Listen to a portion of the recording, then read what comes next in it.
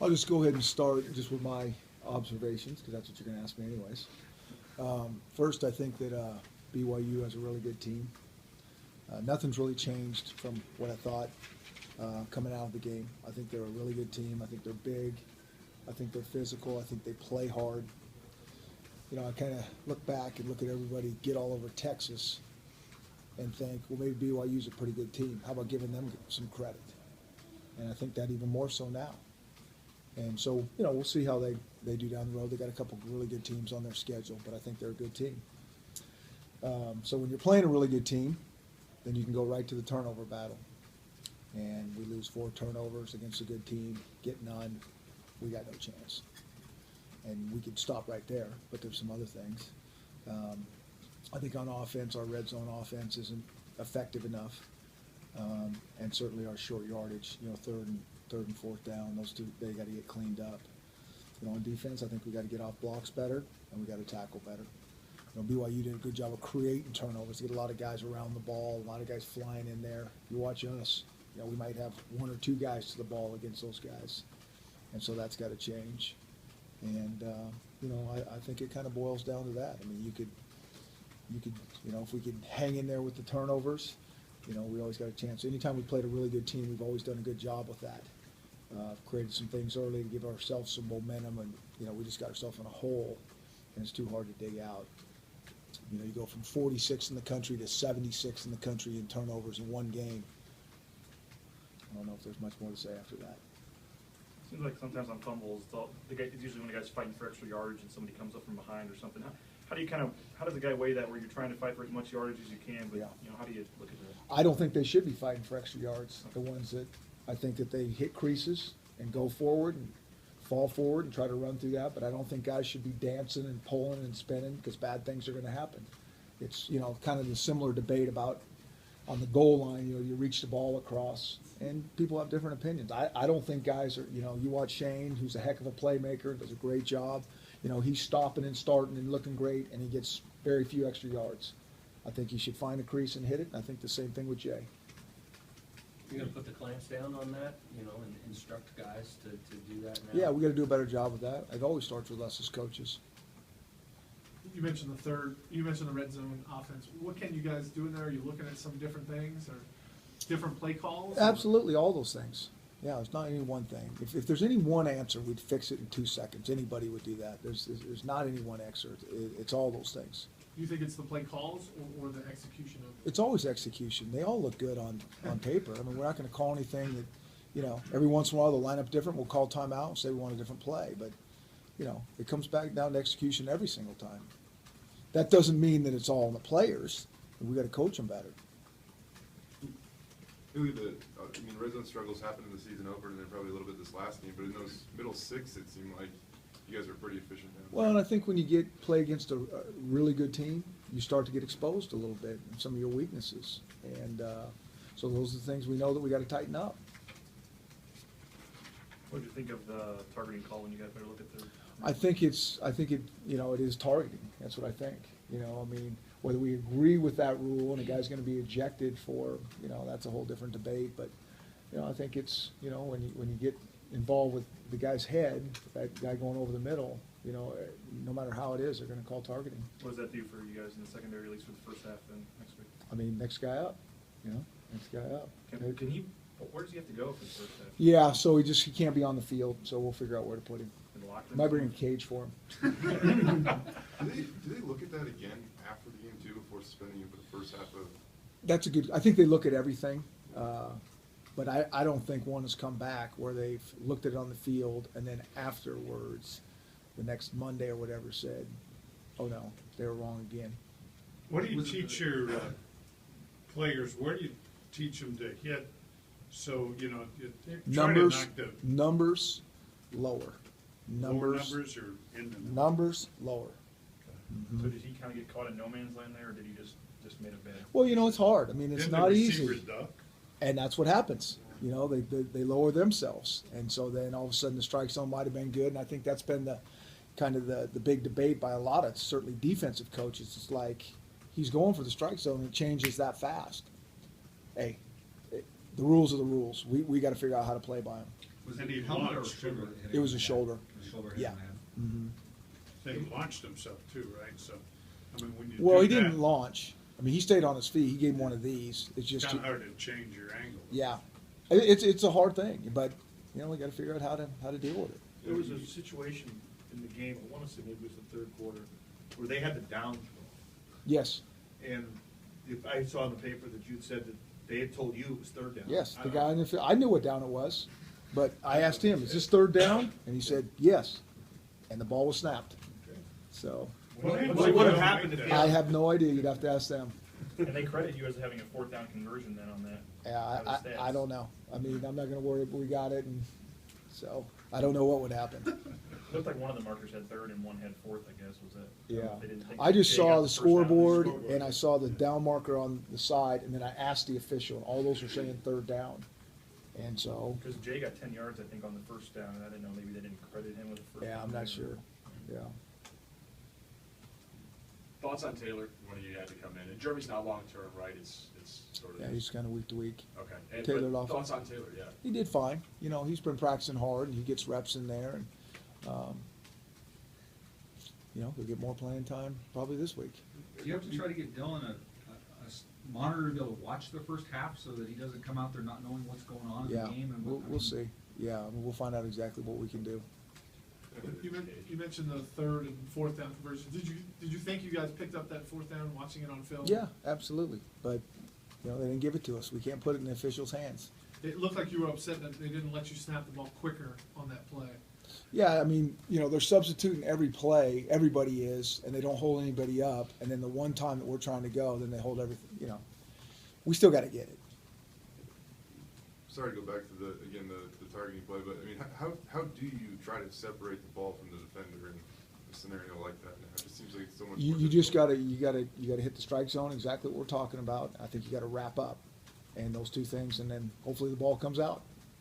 Yeah. Obviously more difficult now. Oh, absolutely, for sure. And, you know, I mean, we sit here and talk about it and you go, okay, I get that, but like you guys are talking about, I mean, things are happening fast. They change their level, you know, to go down to get a ball, to come up to get a ball, all those different things. And so the strike zone changes very rapidly. How did you assess Grant's play? I thought, you know, Grant was okay, you know, solid. Like we always said, we need better than solid at the quarterback position. You know, we need darn good. And but he's going against a good defense, first road game, all those type of things. You know, he was solid, but he'll continue to take steps and improve. You said after the game you'd like to do some different things in terms of the plays you're giving him. What do you want to see different in terms of, you know, what you do with them out there? Well, we'll just look at everything. I don't want to say. I mean, it'd be an advantage for the opponent. So we'll just keep looking at what we're doing and see how to expand. What did he do well? What did you like you saw out of him? You know, he threw a nice deep ball, made some good decisions, checked the ball down. You know, a couple passes, you know, the one interception was not a good one. There's never a good one, but that was all on him. You know, but then you need your quarterback to make some really good throws and stick it on guys and, you know, all those type of things. And, you know, when he's doing that, then our offense will play at a high level. I remember when Joe took over, you know, I think after 5 weeks or 6 weeks, he said that he just felt like he learned how to manage his time and prepare for the game. So Grant last week really going through that first week as a starter for the first time, and now he heads into his second week. How's that process? I don't necessarily think the preparation time is any different for him. I mean, he's been doing a great job. He's there as much as Joe is, always has been. You know, it's just the fact that you're getting game experience, reps, and different looks, and bigger, faster guys coming at you, and you know, all that's hard to really simulate in practice, and so all that's good for him.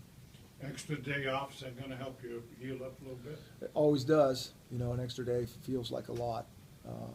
So it was good. We gave him 2 days off, and we were back at it this morning, and you know, they're good kids. You know, they care about this a lot, and they were working hard and very focused, and see where we go from here. Darian was saying he thought the morale was down a little bit. Guys aren't used to being 5-3 around here. The morale should be down.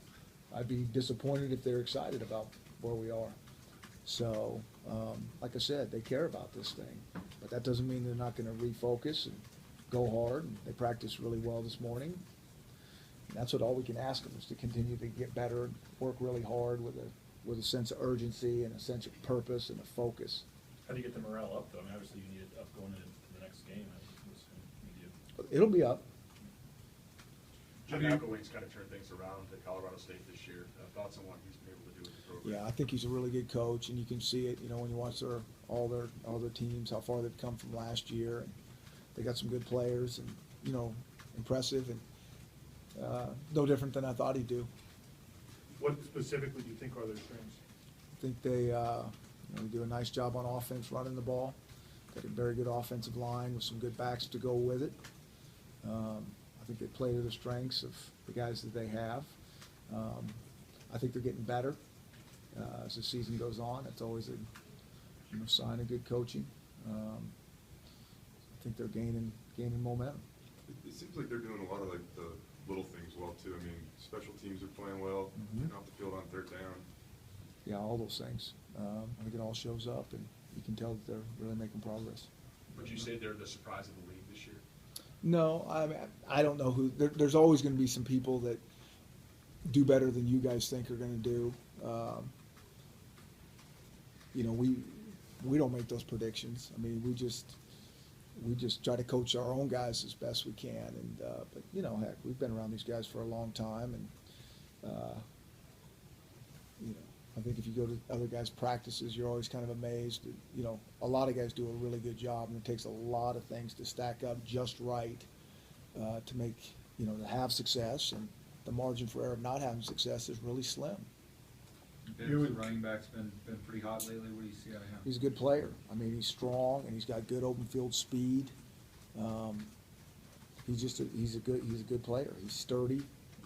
He's about 5'11", over 200 pounds, and I think their line is good. I think that they do a nice job of getting on guys and playing physical, and then he brings packs a punch with him. You're still in control of your own destiny. So's Colorado State, though.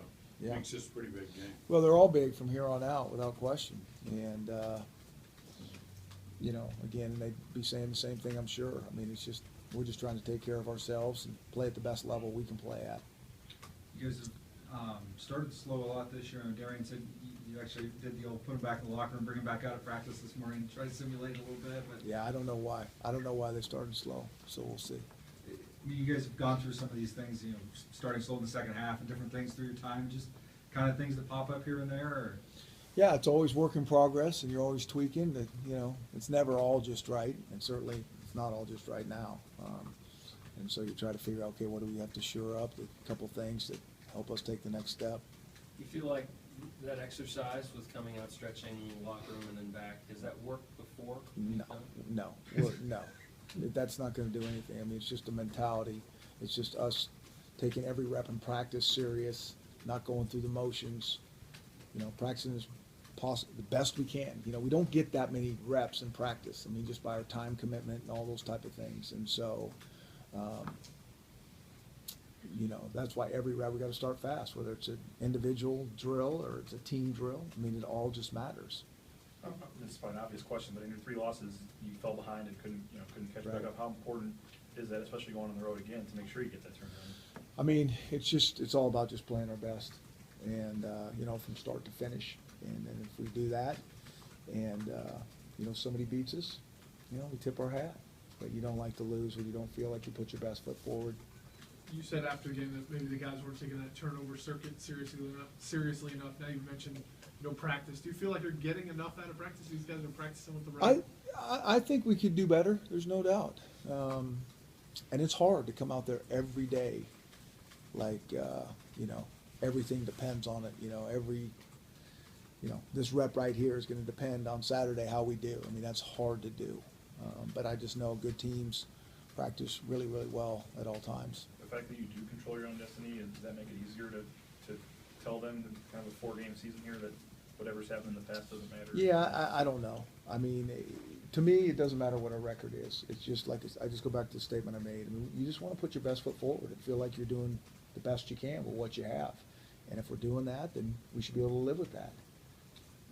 Whatever our record is, it is what it is. This doesn't matter right now. how do you balance, Jay's been by far your most productive runner at this point, but he also has had the fumbling issue. And Mhm. how do you balance those two things? Yeah, we keep working on the turnover thing, and he's got to improve his ball security, and, he's been better a few games, and, but it's not just him. I mean, 3 other guys turn the ball over too, so, but he's gonna get the ball the most, so the chances go up, so he's gotta have a heightened sense of awareness that at all times it matters, you know? Is he had some bad luck, or is there something he's doing fundamentally that's exposing the ball? Well, I think it always comes down to fundamentals. The ball's not being held tight enough to his chest, and he's a guy that fights for extra yards, and so we got to be real careful with that. He's, 8 games, he's already nearing 1,000 yards. Aside from the fumbles, happy with what you've gotten out of him this year? Yeah, he's done a nice job. We clean up the turnovers, and it's a really nice job. What are the things that affect tackling from one game to the next? What do you mean? Well, I mean, you had tackled pretty well in the second half against Nevada, Yeah. and not in the first half against BYU. Yeah. What happened? Yeah, well, I think a lot of it has to do with players, the guys you're playing against. And that's where I go back to BYU. I think those guys they got some pretty good players out there that if you're not just right, everybody's not getting off blocks, and we've talked about it for a long time. It can't just be put on one guy. And you saw a lot of open field one guys. Well, it's a hard thing to do if somebody's not right there. When the guy changes direction, at least somebody else hitting him, and we didn't have enough guys around the ball. Jake Hardy seems to show up with a catch every week. What kind of progress has that guy made? Jake's done a great job. He really has. I mean, he's really smart. He's extremely conscientious. He works every day at getting better. I think he's one of those guys that stays after practice every day. I mean, he's one of the last guys off the field. It's awesome to see how far he's come. I mean, he really has done a nice job, and he seems to get a little bit better each week. When you look at your wide receiver play, what do you feel about that group? And it seems like other guys are making more plays. Other receiving groups are just making more plays where they go up and get the ball. Yeah, I think we need to make more plays. I'd agree with that. There's no doubt. I mean, it kind of all goes hand in hand. We throw the balls up and we catch it one time and don't catch another one. We definitely should. And I think we do need more production out there. You're talking about Shane, how he might kind of dance there. Trying to relate it to punts, and correct me if I'm wrong. He's obviously had some nice returns in that game, but he doesn't really dance too much there. It seems like And he's pretty good when he doesn't. So, yeah, I mean, I would agree. It's just, if there's one guy and there's a lot of space, that may work. But usually against good teams, you're not going to have one guy and a lot of space. And so that's why it always comes down to just, sticking your foot in the ground and getting vertical. You still got to get really good quickness to do that. He can change directions going vertical real rapidly just by the nature of how he is. But he just needs to, stay away from that stop-start stuff unless it's one guy and there's a lot of space. And so we got to keep coaching him on that. Does he go back? I mean, we're talking about Jay and Shane. I mean, they are sophomores. Is there a learning curve still going on with these guys? Well, they'll get better. There's no question. Yeah, they'll get better.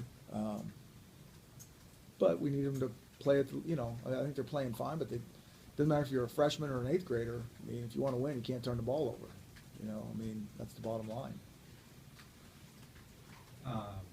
Saw Kirby signaling in plays and coaches throwing balls during pregame. What kind of changes did it make only having 2 quarterbacks on the trip? Nothing. Not that. A little different signaler. He was involved with that, but it really hasn't been that much different. Out of surgery with Joe, any updates? Yeah, he's there? been around, and it's just going to be time now. I mean, we won't know anything for a few weeks. Not better or worse than you thought or anything like that. Can he travel now? We probably won't travel him again just to make sure that he's healed up, and then after the bye, we'll see where we're at. Would he be involved in signaling and Yeah, plays after yeah. that? Mm-hmm. Any changes to maybe a number 3 quarterback situation? No change. Same guy.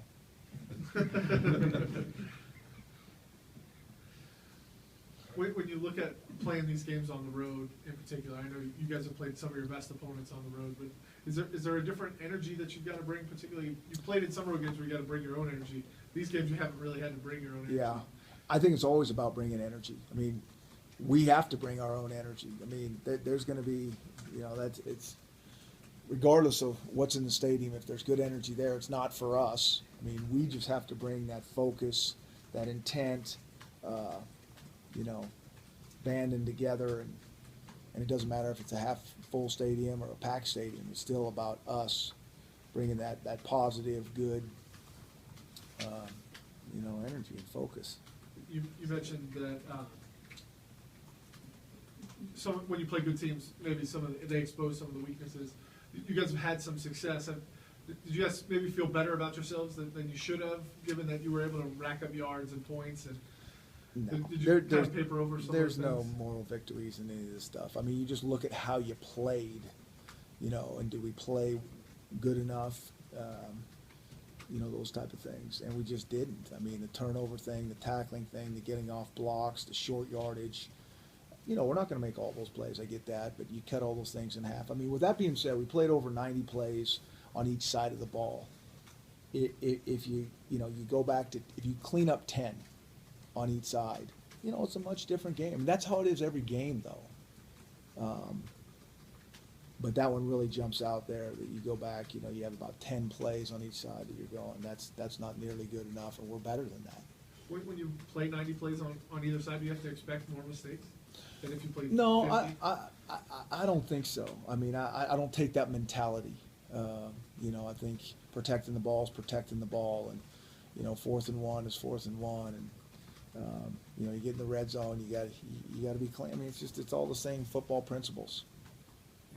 Coach, you talk about playing with that sense of urgency or whatnot. I mean, is it one of the tougher things to coach? You probably feel like you go in with a great game plan, but does it take a little while to figure out on game day if you guys come out of the gate with that? Or? Well, and again, let's go back. I mean, I'm not saying that our guys, didn't show up with energy and want to play and all those type of things. I mean, again, I think a lot of this has to do with BYU.